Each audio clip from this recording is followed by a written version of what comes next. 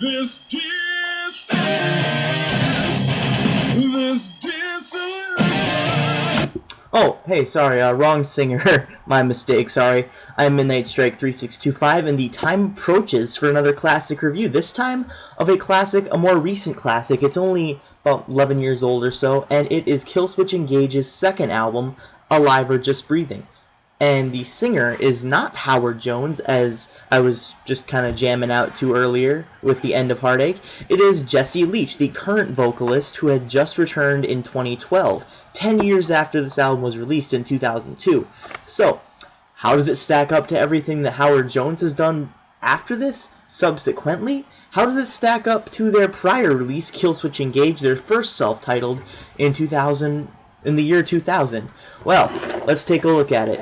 I'm going to do a little bit of a track by track because while all of these songs are absolutely phenomenal, I do have my issues with some of them. And some of them are a little bit on the bland side, but all of them pack the same punch as Disarm the Descent would 11 years later. Technically it was recorded in 2012, so 10 years later, but still, it was released just this month. So, Numbered Days, this is where the iconic The Time Approaches comes from because it's used in the intro. Really good riff, really aggressive, one of my favorite songs, and just, it showcases how good of a singer even back then that Jesse Leach was, how good of a vocalist he was. Self-Revolution, this one's alright, not really my favorite, but it's still aggressive and it's still got its perks. Fixation on the Darkness, really good riff, really good structure, and I really like the vocals in this one and just how he enunciates everything, and just it's really good. It's perfect practically where he enunciates the stuff. That's what I was saying. And the chorus is really good. Return to the womb, lay your head to rest, together, peace of mind. That part is really good.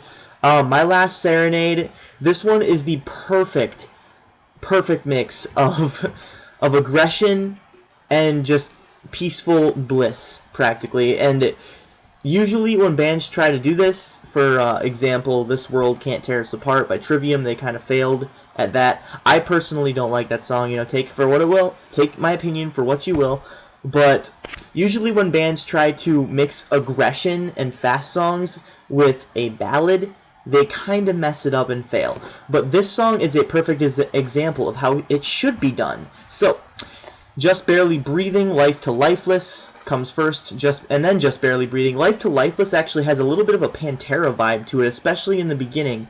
It sounds like one of the riffs that they would put in their songs, and the production value on it is just excellent. So, Just Barely Breathing, this one is the title track, actually, because the chorus is, are we alive or just breathing? So don't close your eyes, see the images. So basically it's called Just Barely Breathing, but it is the title track, or it was meant to be the title track anyways. And To the Sons of Man, this is where the album starts to get a little to me, even more so. And it's alright. I mean, it's an okay song. Not really my favorite. It's only about 2 minutes long, 1:58. That's what my clock says here. And then we have Temple from Within, which is actually a remake of a song that they did prior to this on their 2000 debut. And their 2000 debut really didn't have that great of a production. As I said in my first debut versus video, their Killswitch Engage, their self-titled records were their weakest in respects to both singers. So coincidentally, each singer had their own self-titled album, but if I were to say which self-titled album was stronger, well, their debut, obviously, with the exception of the production. But it did give it that raw edge that it really needed to put Killswitch on the map. So, and this one takes it even further by upping the production quality while still keeping their aggressive edge, much like they did this year with Disarm the Descent. So, Temple from Within is really good. I like this version a lot better than I like their debut version.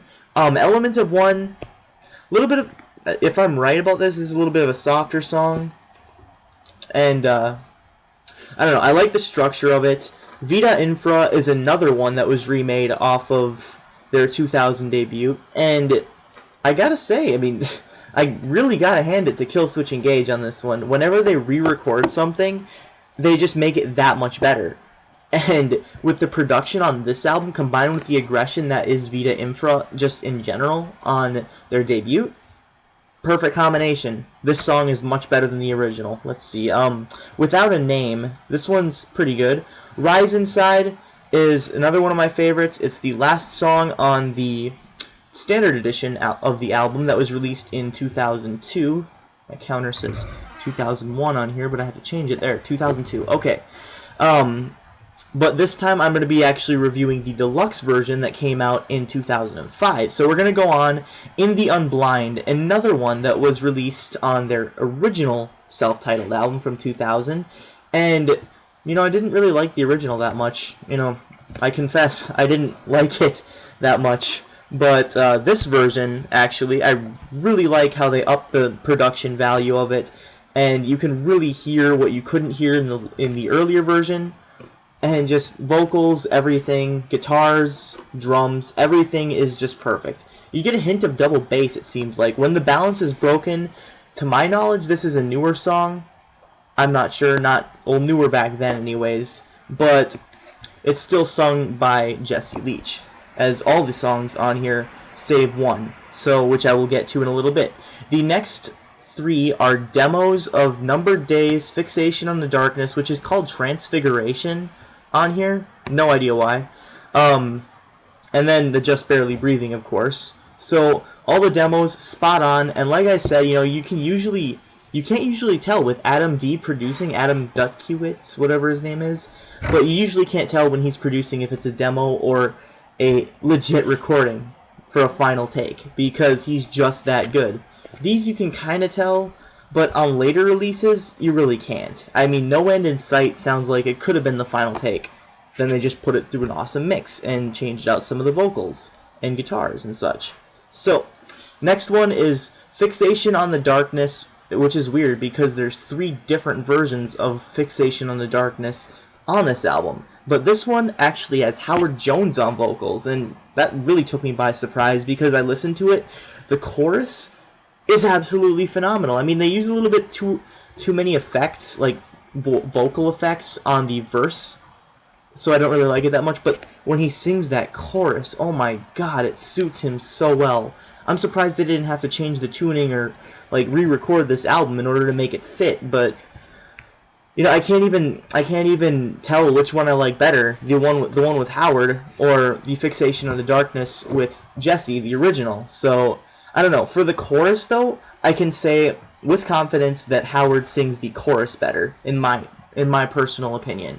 So moving on, we have the AOJB, Alive or Just Breathing, obviously, studio outtakes, which is basically just them playing the title track, Just Barely Breathing, and just fucking around with it. So, I mean, that one was alright. I mean, it was nice to kind of see them in a relaxed environment just playing the songs, which they show on their documentary in Disarm the Descent in the deluxe version that I happen to have. So, yeah.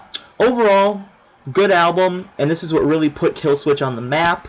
And overall, I mean, I'm surprised that when I started reviewing, up until about, you know, January 2013, I really didn't care for Killswitch that much. I mean, I had heard a couple of their songs, thought they were, you know, they're good, they're alright, but I don't want to listen to a lot of their other albums and like go out there and search for them. They're not really worth my time. That's what I thought. But now, they're one of my favorite metalcore bands pretty much of all time. I think they are my favorite right now with Disarm the Descent and Alive or Just Breathing. Daylight Dies is another good one. I mean, End of Heartache's good, but it's not as good as those 3 in my mind. So, I mean, when you got a band where half of their entire discography are masterpieces, and then plus End of Heartache was just like really, really skyrocketing up there, you've got a really, really top-notch metalcore band. So I'm going to rate this one 9.7, 9.6. Probably 9.6 out of 10. You know, I like to be uneven here. So I am going to rate Alive or Just Breathing 9.6 out of 10 because it is an epic masterpiece that all you guys should check out because it is very good. So, yeah, I am Midnight Strike 3625. Keep calm and rock on.